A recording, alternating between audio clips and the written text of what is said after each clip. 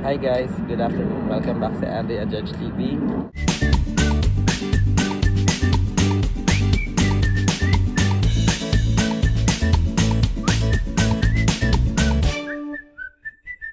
Gusto ko lang mag-update. Live update lang. Medyo rough yung past few days namin ni Andrea. Dahil kung makita niya yung background ko is nandito tayo sa Advocate Hope Children's Hospital. And ayun, na-admit si Clay last Monday. Yeah, yesterday. Tuesday ngayon, yeah. Monday na-admit si Clay.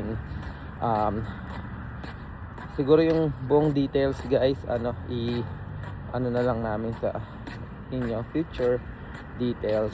Pero just wanna vent out kasi yun nga, rough yung past few days namin. But okay na ako mag vlog ngayon kasi naka-recover na si Clay guys.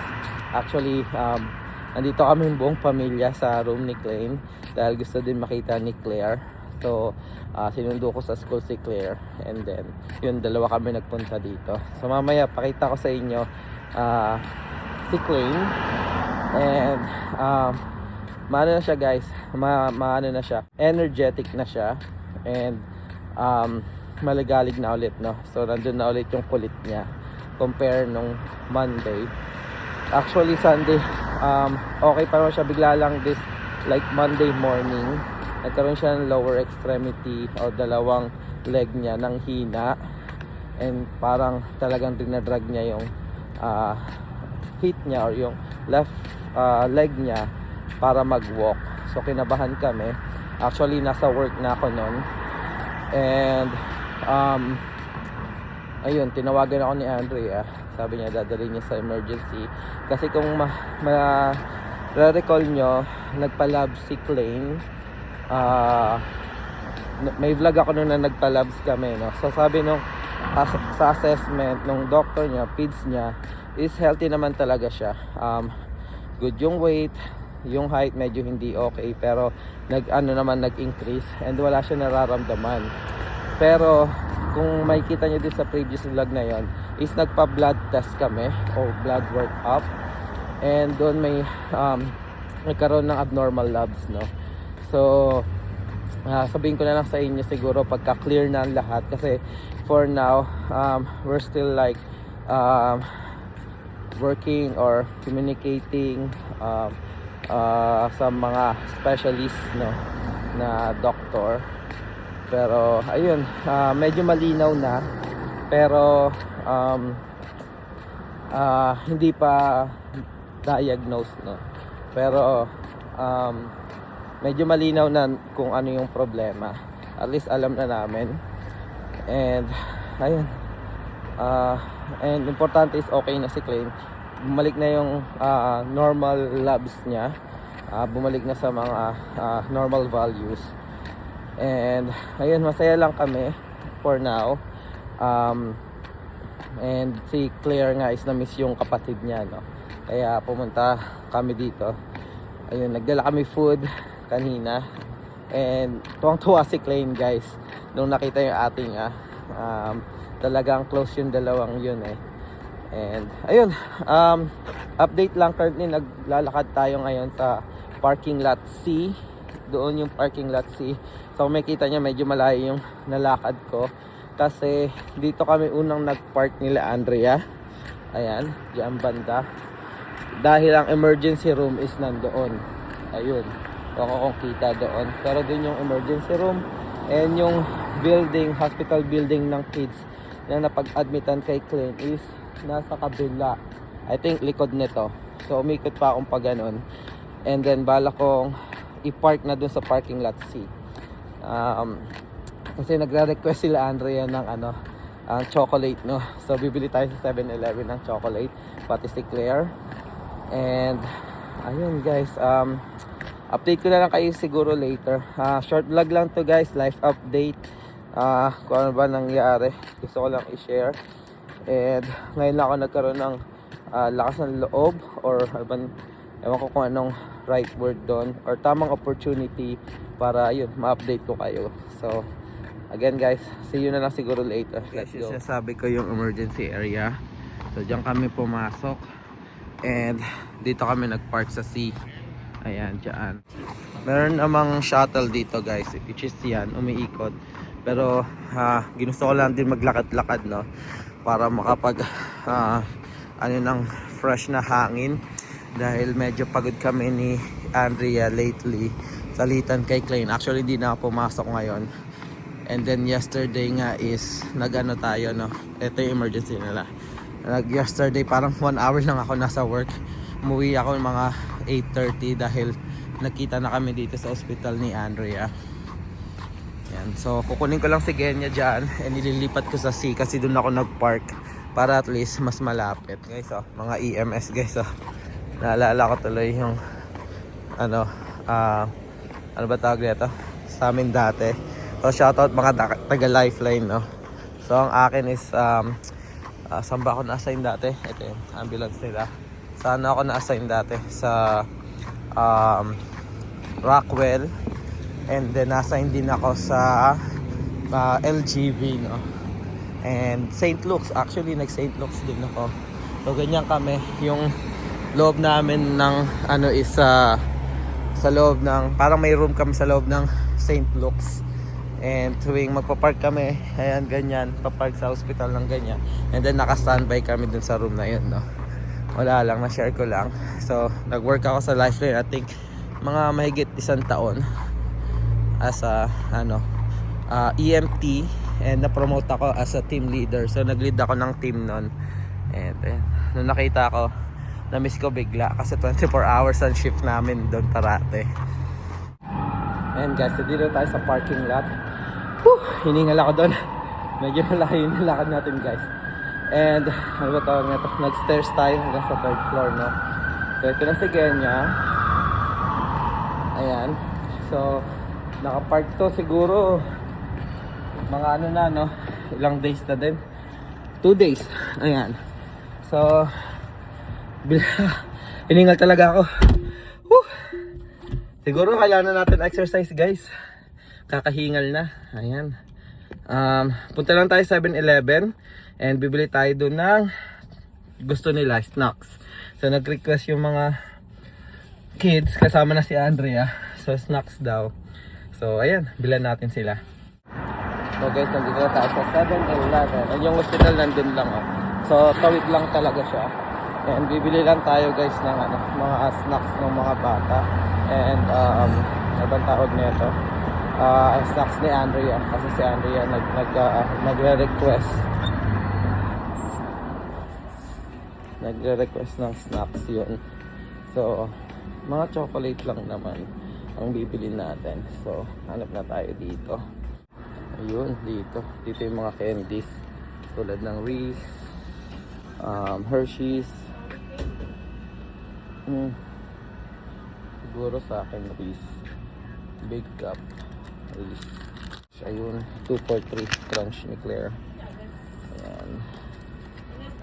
Tapos chocolate Reese.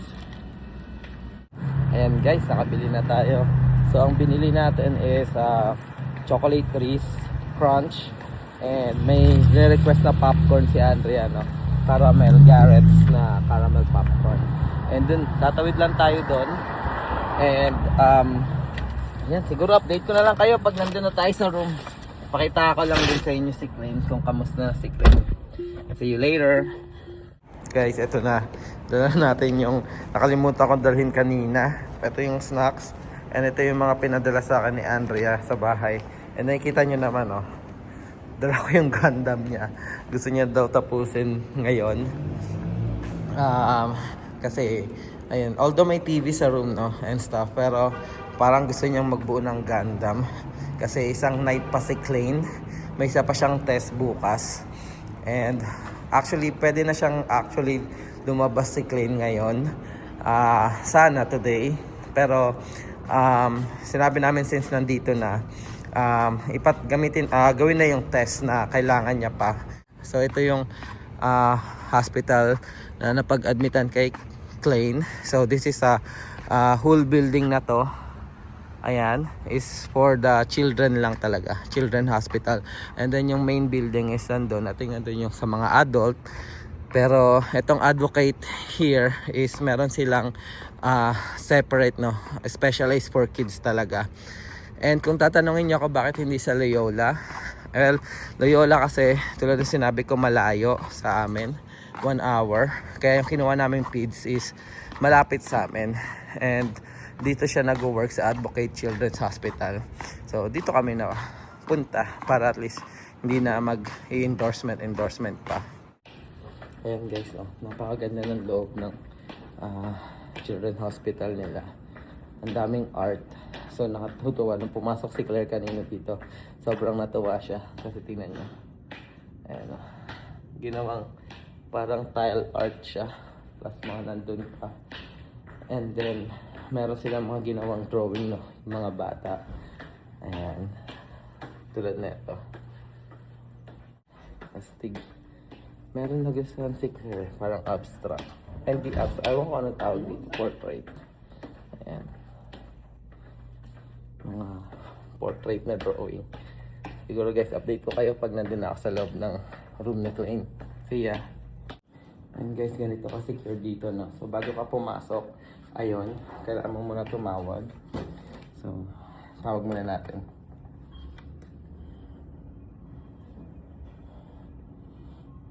Hi, Sue, for room 2064. Thanks. Ayan, tapos bubuksan na nila.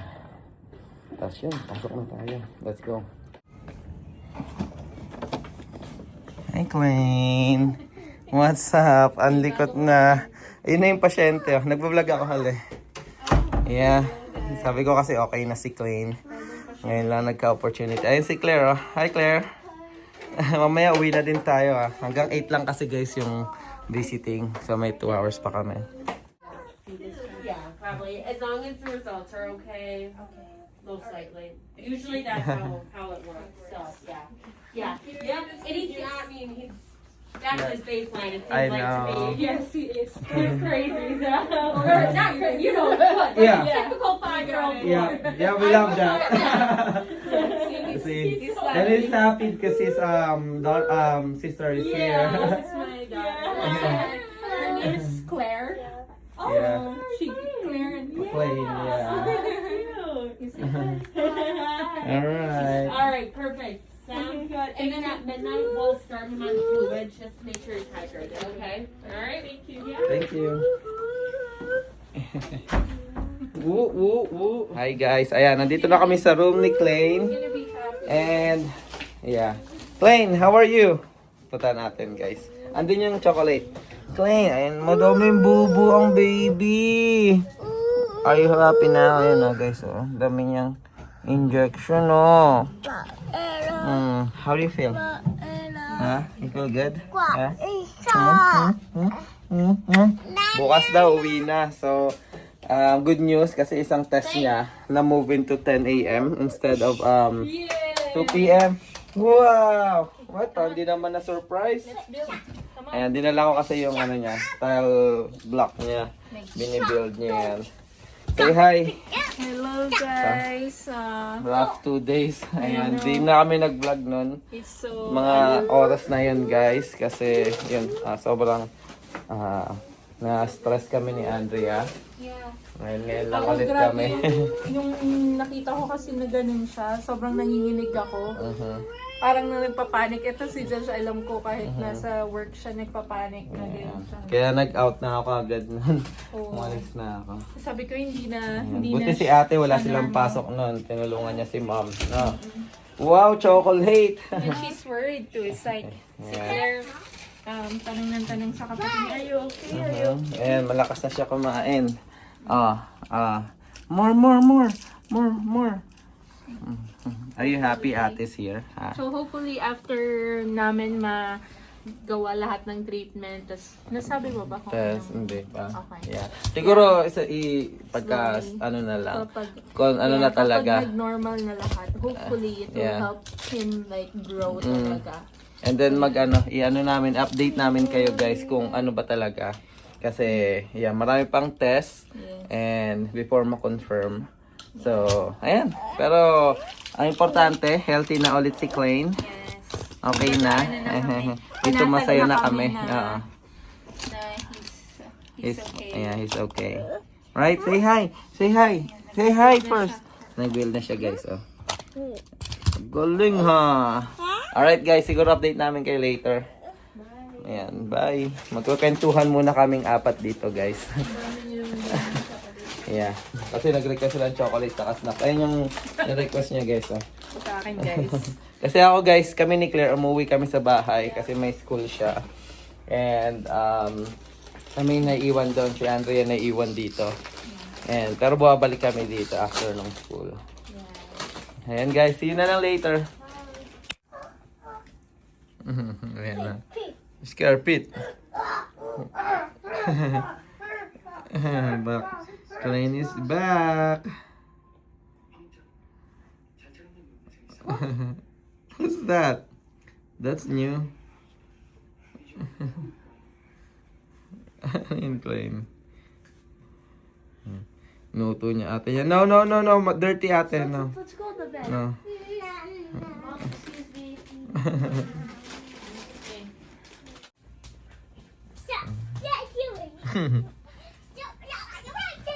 Exercise naman yung ginagawa niyo eh. Ah. Itong isa nagbubuo naman to. Ah. Malapit na ba? Unicorn Gundam oh. Nako, mukhang bibili na naman tayo Gundam hala. Oh. Mati ka na dyan. Hi Klein! Ayan. Kanina pa sila naglalaro magkapatid. Hello guys, ayan, nandito na kami ni Claire sa bahay. So, who's that?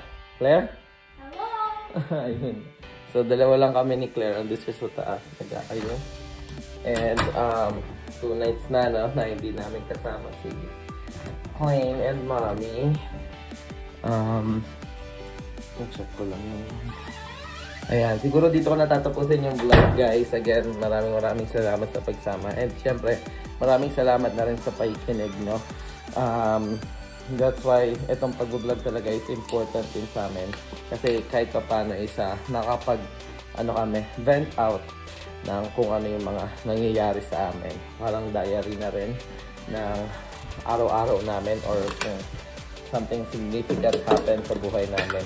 So, ayun guys, again, dito ko natatapusin yung vlog. Baka magpahinga na kami ni Claire, currently 8:30 or baka manood pa kami ng anime content. Hindi pa daw siya inaantok. And may pasok pa ako bukas, no? May pasok pa kami bukas. And maaga kami mag-prepare. Ayun, maraming salamat. Patuloy pa rin kami gagawa ng nursing vlogs, Buhay America vlogs, at syempre, mga travel vlogs. So, ingat kayo parate. God bless. Bye!